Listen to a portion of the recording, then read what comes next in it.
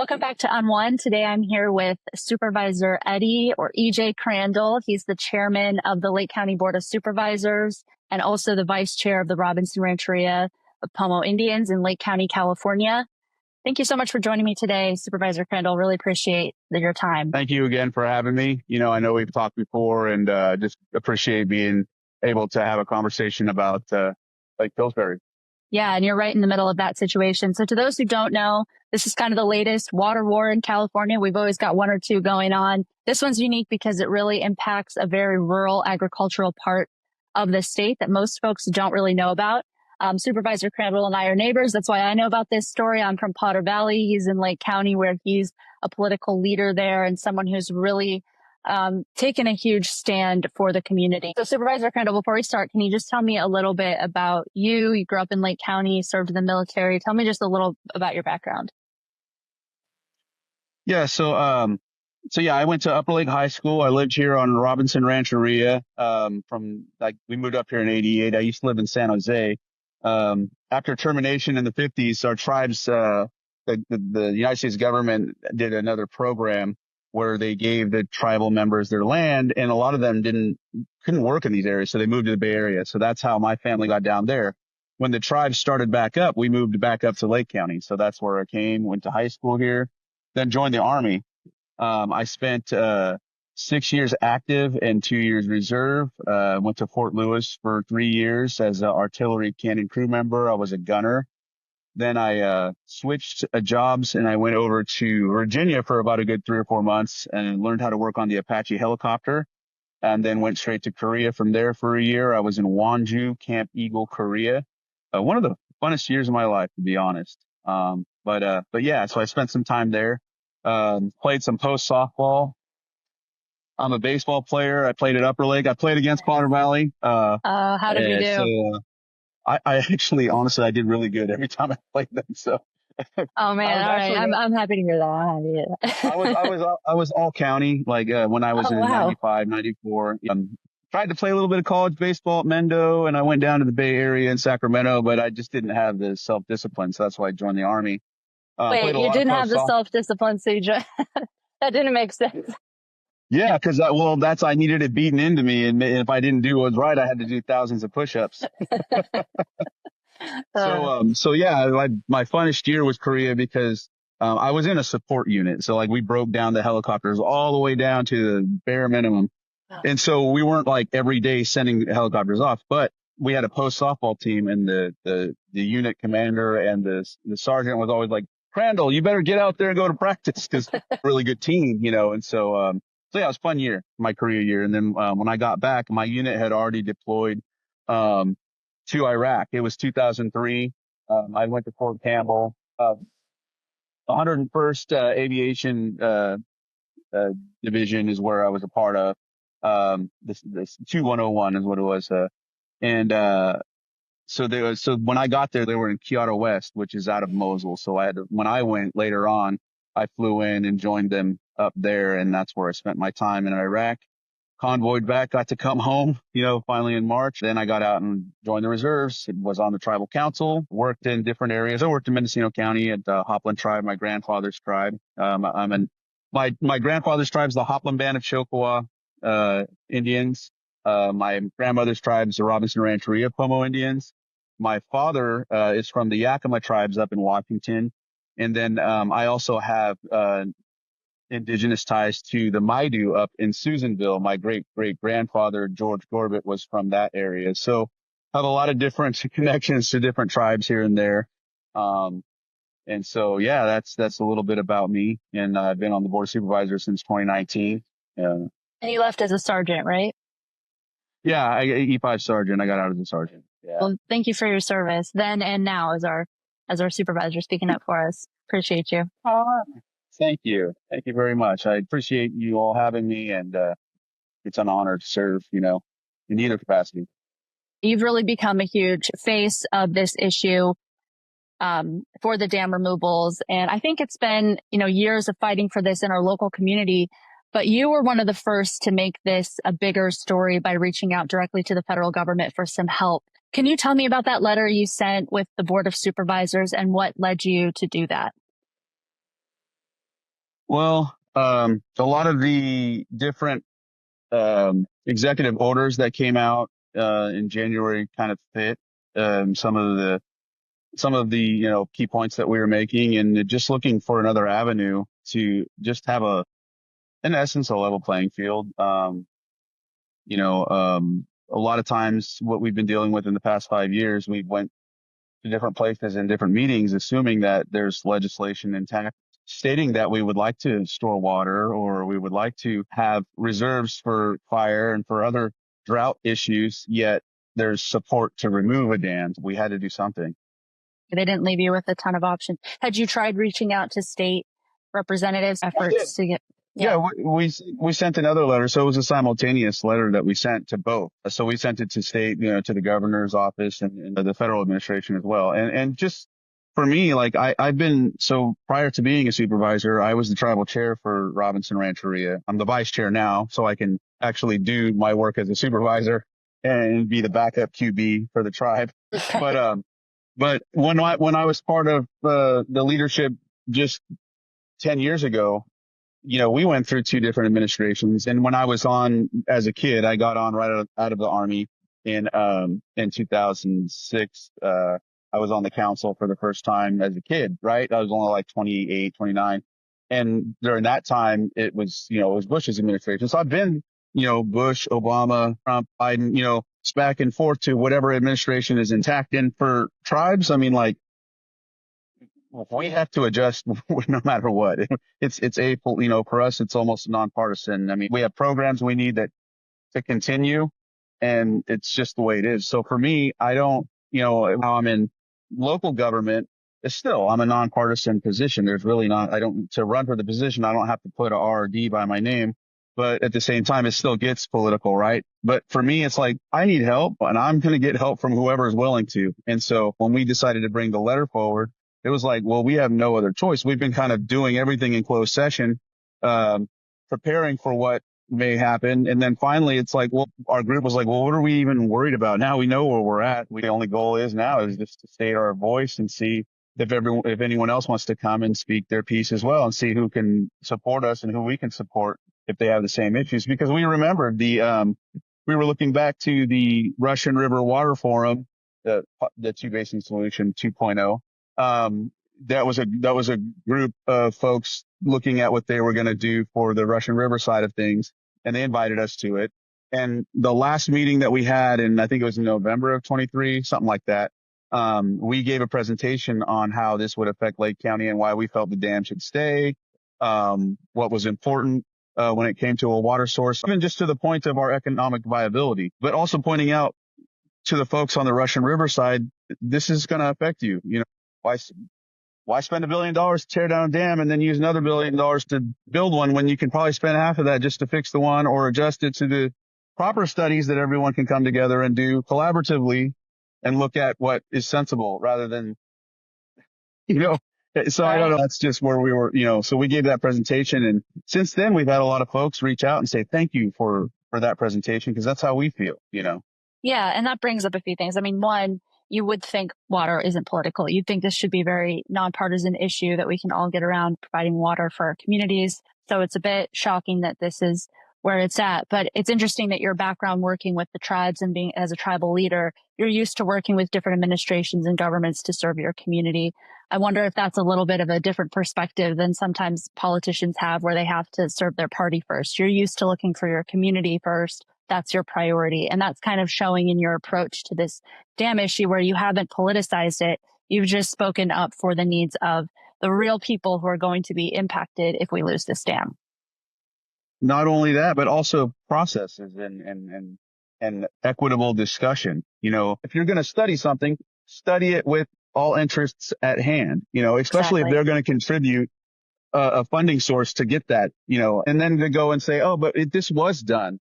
And this was equitable. This was inclusive. No, it wasn't. Right. And you're talking here, correct me if I'm wrong, but are you speaking about sort of the exclusion of Lake County from these discussions about the future of the dams, where certain groups, NGOs and certain other groups were very overrepresented in some people's opinion, mine included? But rural communities, citizens, people who would be directly impacted didn't even have a seat at the table or barely had a voice. Is that what you're talking about? Yeah. Yeah, no, and when we asked for a group called the Lake Pillsbury Alliance to be a part of it, they're the ones who came to me when I first got elected into this position to talk to me about it. And just so you know, and I think that I'll share this because it's important for people to know. Um, Prior to my service onto the Board of Supervisors, as the chair, I was part of a couple of groups that the United Pomo Nations Council. It's kind of defunct now; it doesn't exist. But back then, there was a tribe that brought it forward to all of us, Lake Sonoma and Mendocino County tribes, about the Scott Dam in Potter Valley. And so at the time, this is prior to me even running, as a Native American, you look at dams from a negative standpoint because you look back to history and what they represented in basically saying like, if a land that we had lived on or stewarded back pre-colonial times, there was a dam implemented. And so it was like, well, where are we going to go? Somewhere else. Or there's an agreement that we made, and it was either an agreement that said, well, if there's no more water running, then you would have to move here. And then there's a You see what I mean? So there's a lot of bad thoughts when it comes to dams. And so naturally, the first thing that, that I thought, it was like, yeah, okay. And then when Lake Pillsbury Alliance comes to me, but I was open enough to just listen, even though I had that preconceived like thought. But when I started listening to what they were saying, I kind of took a different approach. I'm like, whether it stays or goes, people need to have the opportunity to get the proper information to make a better decision rather than just saying this is what needs to happen and let's just stack the chips to get what we want. That is what I don't like to see. And so that is also one of the main emphases that you'll see me arguing the most, especially when it came to the situation, like you said, where we weren't allowed to sit at a table when there was an NOI. PG&E offered for a group to take over, and it was called the NOI parties. And so when this took place, it was 2020 maybe or 19. It was the Round Valley Indian Tribes, Mendocino Inland Water, Sonoma Water, Humboldt, and CalTrout. They said, well, Lake County, if you want to be a part of it, because this was supposed to study how they could take over the dam and what should be happening if they were able to, you have to bring $100,000 to the table. We ended up getting that. We met with each and every agency, and we had really good meetings with Round Valley, Mendocino Inland Water, Sonoma. They were all actually in favor of us joining. There was just one group that did not, and it was the CalTrout group. And it's like, okay, so they said no, but the others said yes, and we weren't allowed to be at the table. That's where, the frustration is. That was for a study regarding the impact. That was the purpose of that group. Well, that and to receive the dam. So this would have been the 5 groups plus us possibly to take over the dam, and what would be the best scenario after decommissioning or vice versa. And so we said, well, we would like to be part of that so we could accentuate why it would be important to keep the dams. Yes, sir. Okay, I see. So that group, when people say, one of the talking points I see a lot is, well, no one wanted to take over the dam. Nobody stepped up to take over the dam. But there was a nascent group that tried to look into options for the dam in the future. And some of the most impacted constituents were kept out by an NGO, essentially. Well, for that opportunity to take place. And so it's like no one wanted to come and take it over. Like, well, how are we going to really take it over as a county? We don't have the resources. We would want to partner with people to do so. And that's what we thought the NOI would have been if we could have come to an agreement as to what it would look like to take over this dam, right? When I first became part of this whole situation, it was always about the salmon, and of course that's important to me. It's important to my people, right?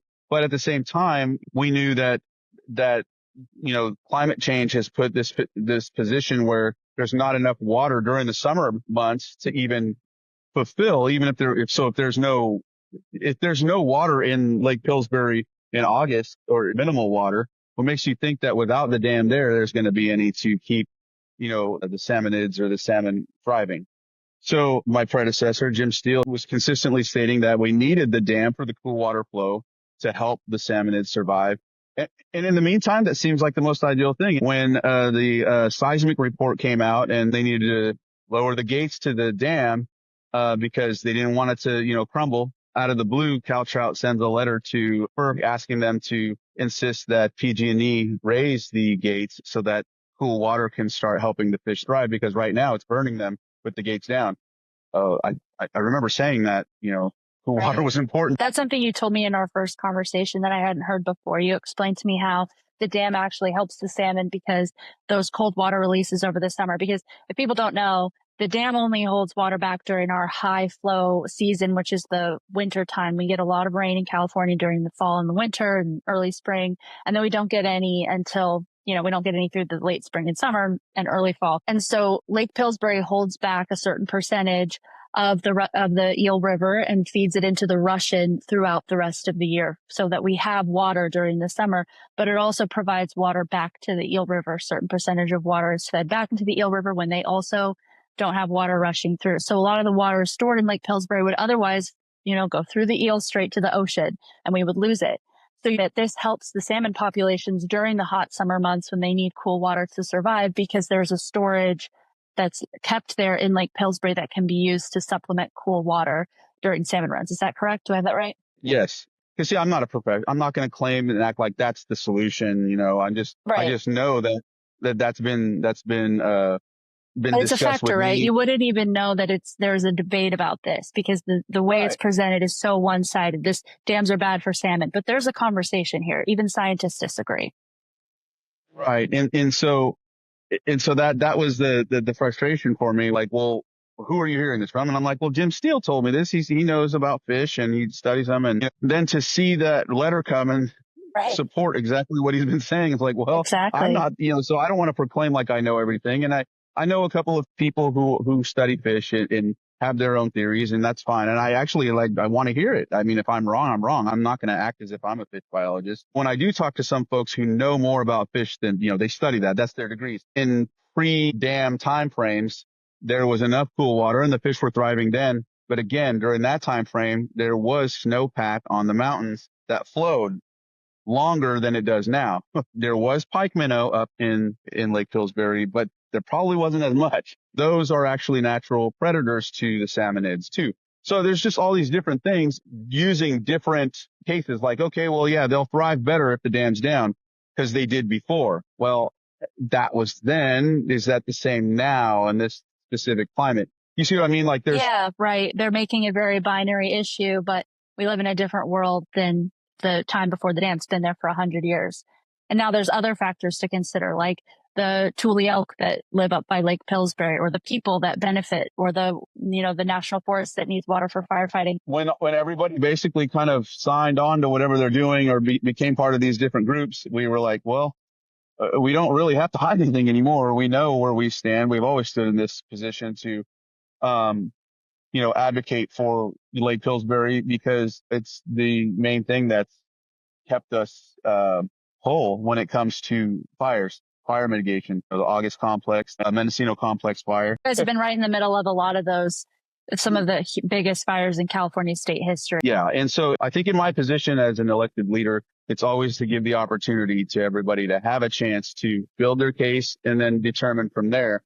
And when I see that a side is not given that opportunity, it makes me wonder. I think for me in this situation, I already know Scott's Dam, it's needed. It's needed because of the fires. I mean, I know, and I've even spoke with people who have been a part of fighting those fires, that it's played a significant effect on, preventing anything from getting worse. What about all the other potential fires that were stopped because of that source being right there? There's those too. We all know that there's a heavy fuel load in our Mendocino National Forest that leads all the way to each of these different counties. And, not just Upper Lake, not just Lakeport, not just, to Glenn County, to Colusa County, to Mendocino County. Yeah, exactly. There's more at stake. The fire issue is so serious in Northern California. And human life is important, right? I mean, we want to protect our people. We want, people, right? I mean. Yeah. Can I ask you a question about that? I don't fully understand sometimes when I hear politicians talk about this, why that isn't something that's brought up more. We hear a lot of people talk about fish and wildlife, but human life sometimes gets kind of ranked low on the list. Why do you think that is from the rooms that you've been in? Why is it that these rural communities aren't being prioritized like that? I don't know. I really wish I knew the answer to that question. Yeah. Do you think it has something to do with how rural we are? I mean, if someone's listening to this and they're not from California, a lot of my listeners aren't from California. Rural California is not the California that you think of. It's not Hollywood. It's not San Francisco. Where we grew up, where I grew up, where you live, it's extremely rural. It's agricultural. These are small communities. Everybody knows everybody. And it does seem like we get forgotten sometimes by Sacramento. Has that been your experience? Yes. And I had to explain to some friends of mine when I was out in Fort Campbell, when I was in the Army. And we went over to Hopkinsville. It's over on the other side of the border in Kentucky. And I was like, some of this kind of looks like where I'm from. And they're like, you're from California. What do you mean? I was like, no, like I'm in Northern California. It's not like different. It's not LA. Everyone thinks of it like it's LA or, Right. Exactly. So does it seem to you, as you've been in the room with Gavin Newsom, you've been in the room with all these guys, is there less consideration for rural California and for what we need? The only thing I could say is I feel like it's unfortunate, but I feel like at times it's like what benefits what's going to help, right? What they want, their goals. So, I mean, I've been in rooms with him before where I asked him a couple of questions and I don't know. I don't get that. I don't get answers from him. To be honest, I don't get answers from him. Yeah. When I asked him a question, he didn't answer it. I mean, he had a good explanation about something else that had nothing to do with what I was talking about. I was talking about meth. why it needs to be dealt with the most. Meth to me is, and I hate to go on this tangent, but what I was saying is it's the slow leak to why we're all having issues because we're not even punishing anyone that does it. They can get right back out and do these things. Let's look at that, and then we started talking about fentanyl and other things. And I think fentanyl is important, but it didn't get to that. So I'm like, okay, well, anyhow. Really? Wow. I love interviewing local politicians and sheriffs because it's a whole different experience than talking to a federal level politician most of the time because you're so in tune with your community. Meth is impacting Lake County and it's impacting a lot of rural America. Drugs impact a lot of rural America, obviously coming from Potter Valley. That's one of them. It's torn up a lot of families and a lot of homes in Mendocino County, and that's not a secret.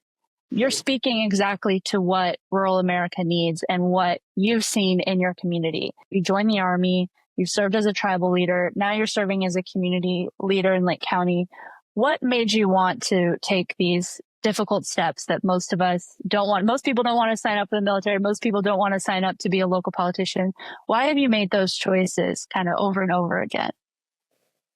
I think, just to get into the tribal side of things, I wanted to help my people. When I was in the Army and I got out, I was thinking like, I'm doing a lot of the same things I could be doing back home, advocating for people, helping people. And so my tribe went through a pretty dark time. I want to say from like 8 through 13 or 14. And a lot of my people were evicted, kicked out of the tribe, this and that. Really, really hard times. During the economic crisis? Was that what was? Well, it wasn't. It didn't have to be for the tribe, to be honest. It really did not have to be. But it ended up being that because the group that was in charge during the time not only didn't pay bills, but took a lot of it. So when I got in, there was like millions of dollars of debt that we worked from when I got in 2015 to 2020. We were out of debt by 2021. But it took all those years to build that up. And my goal when I started dealing with this in 2008 was to fight that fight, because I seen it as wrong, morally wrong. And then there's a lot of things that I seen eventually later on that, even though it was morally wrong, there was documents intact that, and I'm like, why is this allowed? But anyhow, just so that led me to being, a tribal leader. And as a tribal leader, I started talking with other folks and I started noticing that I was representing a lot more than just my tribal people, my family, my friends.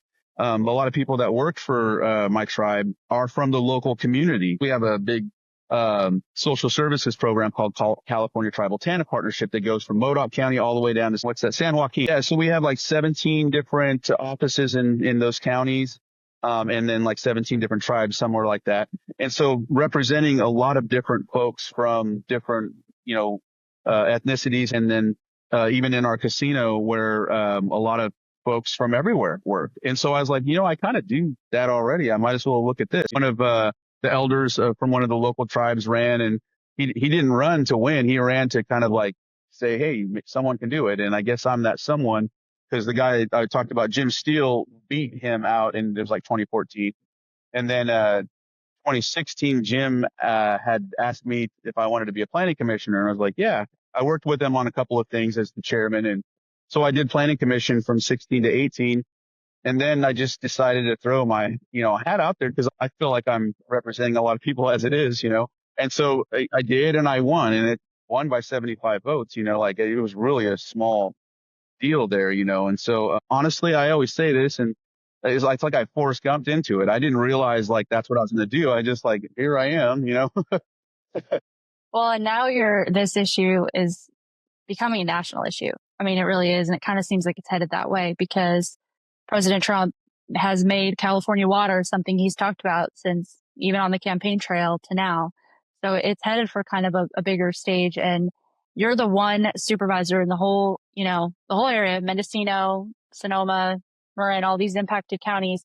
Your board of supervisors is the one that's taken a stand, reached out to the federal government and said, our rural community matters and our dam matters and we need it. And nobody here in the state is listening to us. So we're going to the person who can help us. And as you said, it's not necessarily political. This is just the right step for your community, because these are some people who have some power in the situation. I really admire that. I think that took a lot. And all five of our supervisors on it. Yes, sir. So there's been, changeover since I've gone on. All of them have been all supportive. There hasn't been one against it, so.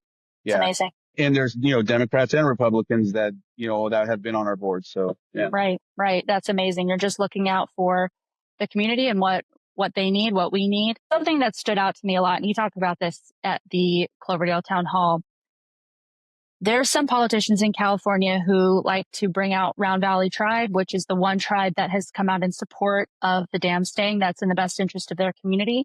And that's great. But you've made the point that California has tokenized the natives in this battle by essentially suggesting that all tribes are monolithic. And the fact that Round Valley has come out in support of dam removal means that everyone in the area is in support. What would you say to that?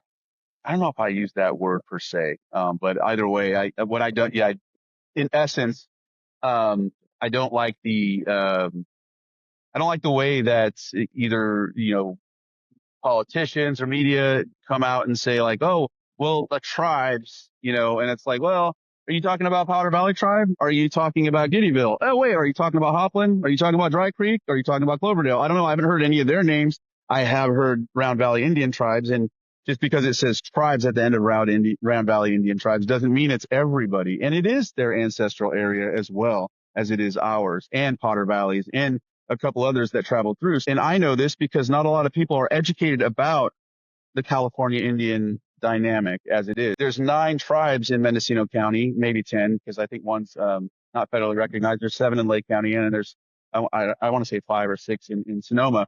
And so like you're naming one tribe, and so it just gets frustrating. And then I know, of course, there's also the eel side of things where you have the Wiots. And of course, I mean, if my tribe's up on that side of things, I get, and I'm not even disputing them or anything that they're advocating for. They have to do what they have to. And there's nothing that they've done that puts me in a position to be adversarial against them at all. I respect them, more power to them. I love them. Some of them are my relatives.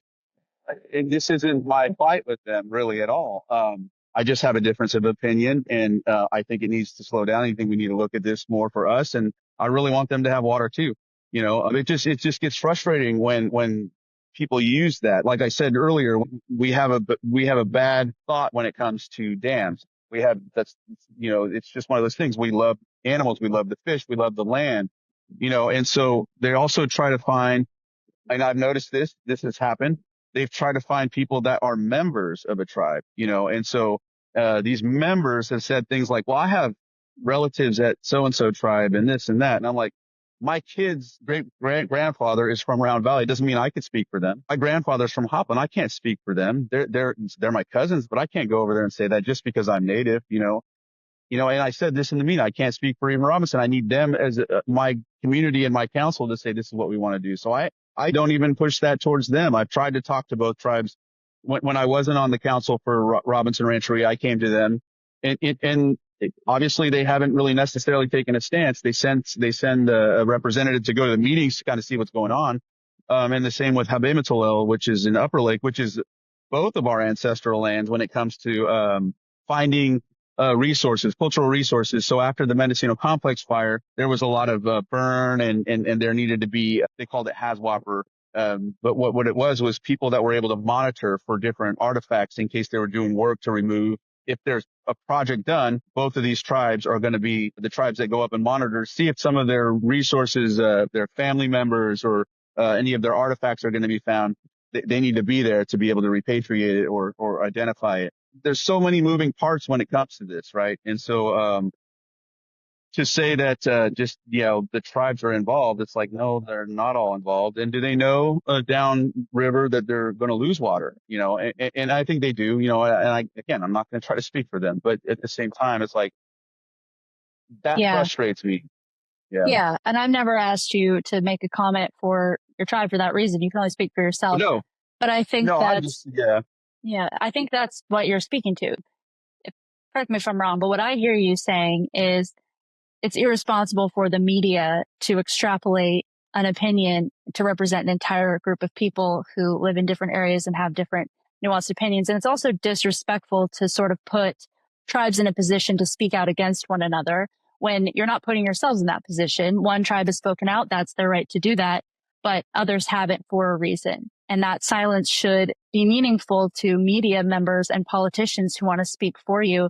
There's a lot of audacity in that, really. Right. And so it gets frustrating. And just for even statements that were made in some of our chambers with different people, like, you have a lake right here in Lake County and you're not even taking care of it. And, like, we're not gaslighting you all about some of the things you neglect, it's just, and so like, They said that? That's about Clear Lake? no, someone came to one of our meetings and said that. Yeah. And Wow. wasn't an elected official, but they were a tribal member somewhere. It's just like, I don't know. There's just so many different things. I think, it's, I want to put this in a really tactful way. Um, it's unfortunate that people with an agenda know how to strike the chord of somebody that has a grievance or has a need to do their bidding for them, because it's just unfortunate. And I see that happening. And it's not just that. There's all sorts of different things. But, that's what I see. Like, I've talked to some tribal members from different areas, from Mendocino and Sonoma, that are like, certain elected officials never came to us before, but now they're talking to us, and I'm like, see, That's who they're talking about, or you want me to not? I mean, Jared Huffman? it is what it is. I'm sure. Yeah. No comment? Yeah. Yeah. No, I hear you. No, but I've talked to him, when I still talk to him cordially, when I see him, You've been very respectful of everyone on all sides of this issue. And it stands out because there's a lot of emotion. People get really heated about this. It's their water, livelihood, home. You have managed to stay in every public comment I've seen from you, just extremely respectful of all parties involved. Do you feel like you're kind of walking a tightrope sometimes? Yeah. Yeah, because I do have family members and friends that are angry with me from my tribal, community, and I have to remind them, like, look, at the end of the day, elected as, as an official, when you look at it, I'm elected in an area where my ancestors hailed from. They lived here. They stewarded this land. And when they took care of everything, it was everything, even living beings, humans. And so just because I'm Native doesn't mean I only represent Native people. I represent every living thing when you think about it. So I try to look at it from that standpoint. And so, yeah, I know how important specific issues are for my people. But at the same time, so is water, and so is equity. So is true opportunity for everyone to have a voice. Right. And so that's the thing, especially when Lake County has so many different entities that have taken resources from Lake County. For example, you're probably familiar with Yolo County that has rights to Clear Lake. Above the Rumsey scale is a whole different discussion, but it's water. It's water that's allowed to go to Yolo County because of an agreement in the 1800s that I think the supervisor of this area, his name was Robinson, who my tribe's named after, to be honest. He was part of the group that gave away the water rights. So our water goes to a different county, and a certain amount of water goes to a different county. And so for us, it's like, we don't want another one of our, of our resources going somewhere else without us benefiting from it. When people try to come and build here, we're not going to allow you to extrapolate our resources and think of our land, and that could affect us just so you benefit and we don't. So I don't know. I'm sorry. It's soapbox. Not at all. Not at all. I think that's really beautifully said, how you represent all living things and you're protecting. I just wish not many people who listen to this are going to know what Lake County's like, but Lake and Mendocino County are both depressed areas, low income, a lot of crime, a lot of drugs. It's been a tough few decades for Northern California in many ways. And we're a neglected part of the state.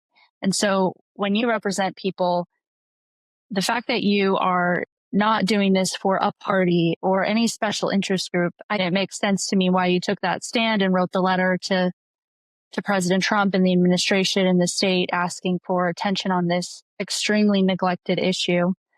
I'm sure we have a good group. So it's myself, our Yes. county council, Lloyd Wintovano, Patrick Sullivan, the treasurer tax collector, Matthew Rothstein, he is the deputy CAO, and Supervisor Sabatier has been working on this with me since 2019, 2020, and then just the support from the rest of our board. So like just that support, the people, Lake Pillsbury Alliance, they spoon fed me at first. I straight up, that's the honesty. But you know what? That's part of my job too, is to be the person that brings that microphone to them so they can say it, because that's just what it's supposed to be. At times, that's just what happens. Yeah. We talked a little bit before recording. There was a letter out this week, some pretty big news, to one of the members of Lake Pillsbury Alliance from the acting commissioner of the Bureau of Reclamation, who said that the Trump administration is looking into funding for this issue. They listed a couple of sources that they could potentially get funding for the dam project. They cite in the letter, this matches what we've been hearing from Lake County. So to me, that's your letter from you and the Board of Supervisors, your chairman. Well, how do you feel about that? What's your response to seeing that letter? I think it's rewarding, and it's rewarding for us, because I think that's one thing that we felt giving that presentation to the Russian River Water Forum, when people came up to us and shook our hands and said, so glad you said that. I feel like we've been able to give people the chance to speak out themselves, or at least know, like, hey, wait, it's in their backyard and they're saying this. We've been saying that. We didn't know that. Oh, wait, that's because I read what? Oh, I read these articles put out by a different media perspective. Oh, goodness.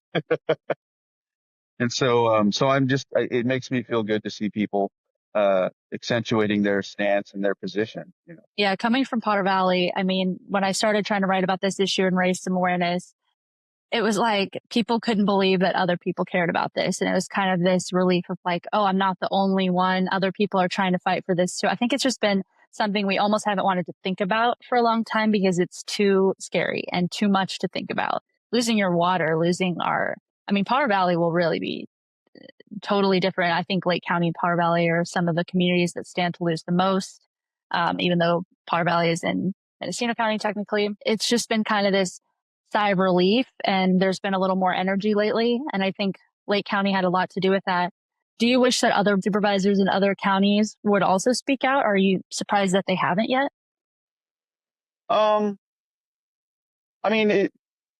There's been a couple of things that I've dealt with in regards to different counties having same views as us and having the discussion, and then the vote goes a different way. So it's like a 2-3 loss, even though they agree with us. So, and it also depends on who the chair is too, right? Sometimes chairs have the discretion as to put something on the agenda or not, or to stop, whatever the case may be, right? And one of the things I said at the Cloverdale meeting, and I don't know if I said it on the microphone or if I said it just in jest, but the reality is like, I really would have loved for other colleagues of ours or other entities to, kind of speak up for us, right? I know they said they wanted to support us, and whatnot.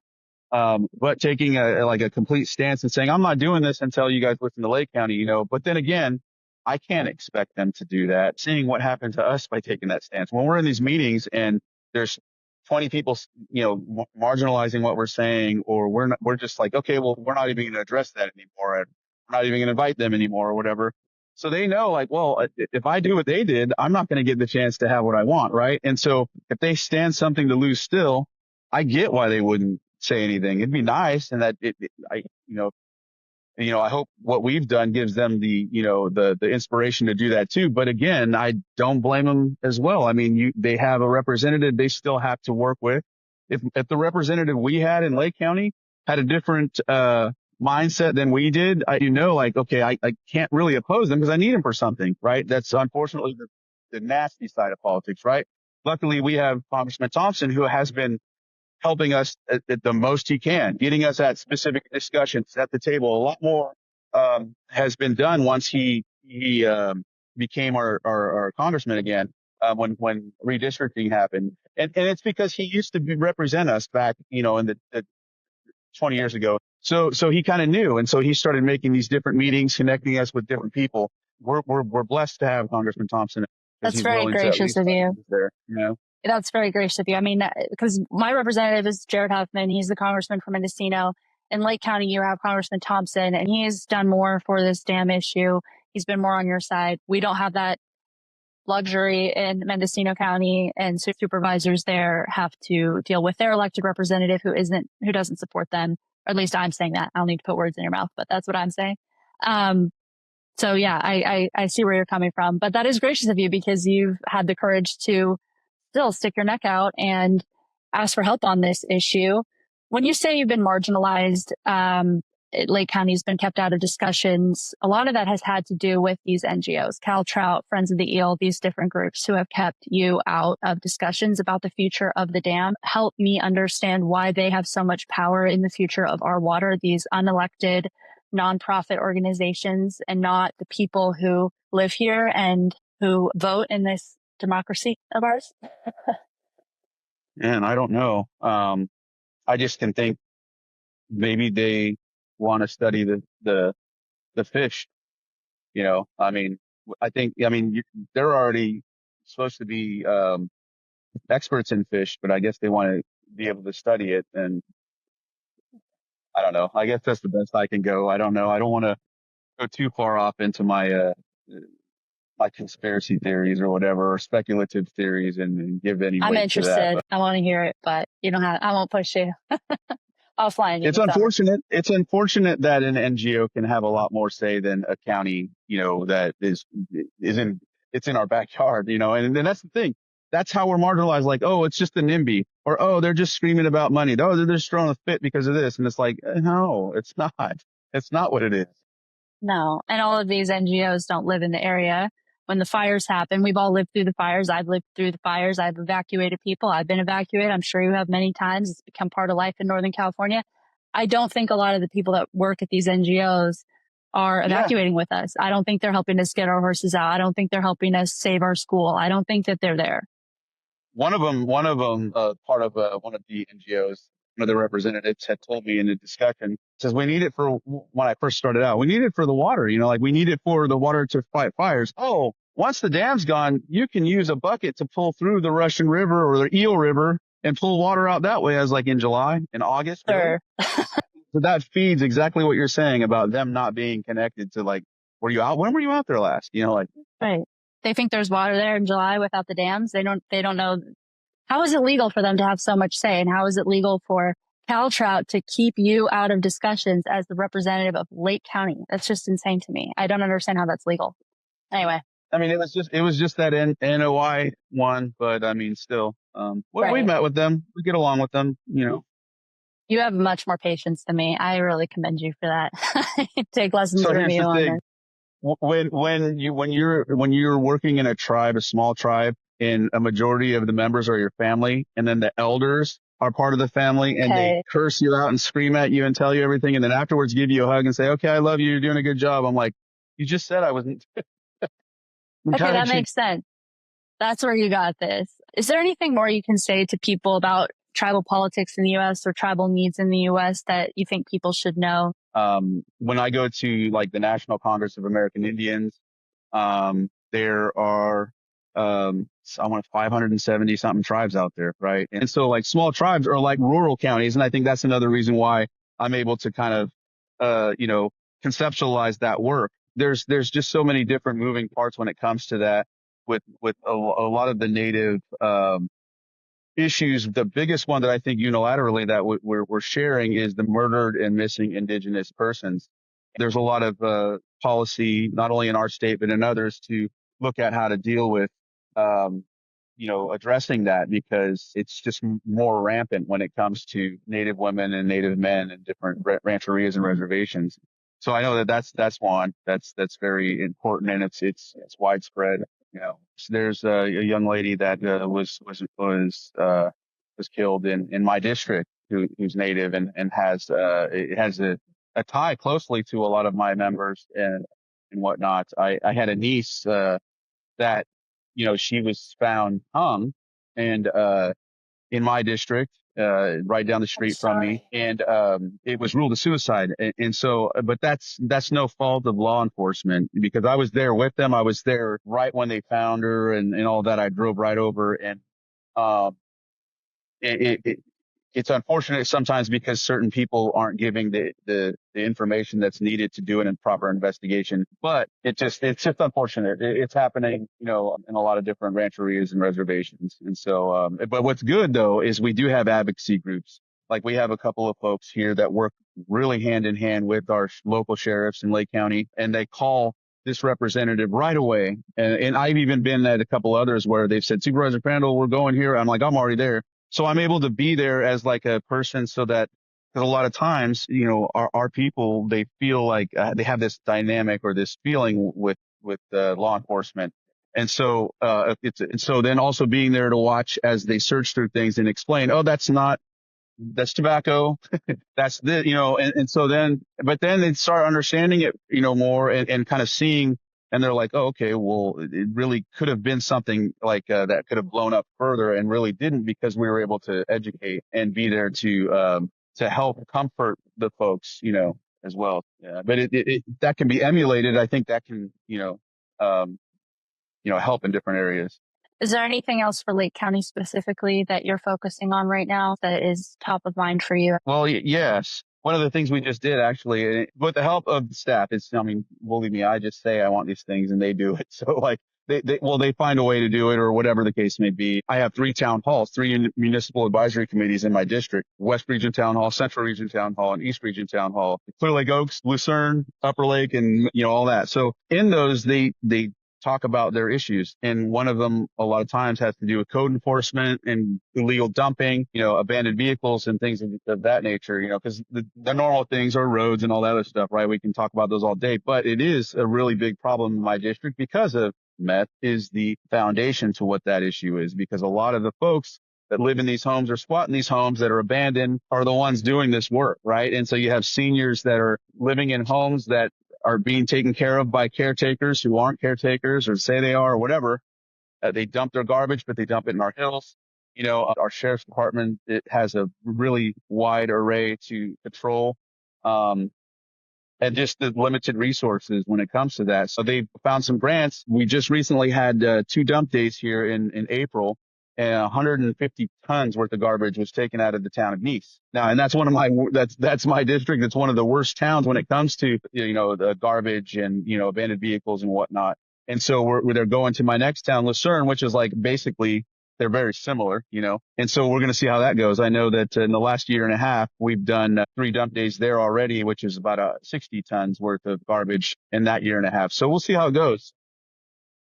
You can hear that. I'm sorry if you can hear that. Oh, it's quiet, but I should let you go. Anyways, I want to ask more about the meth thing because I think that's a lot of rural communities, not just Lake County.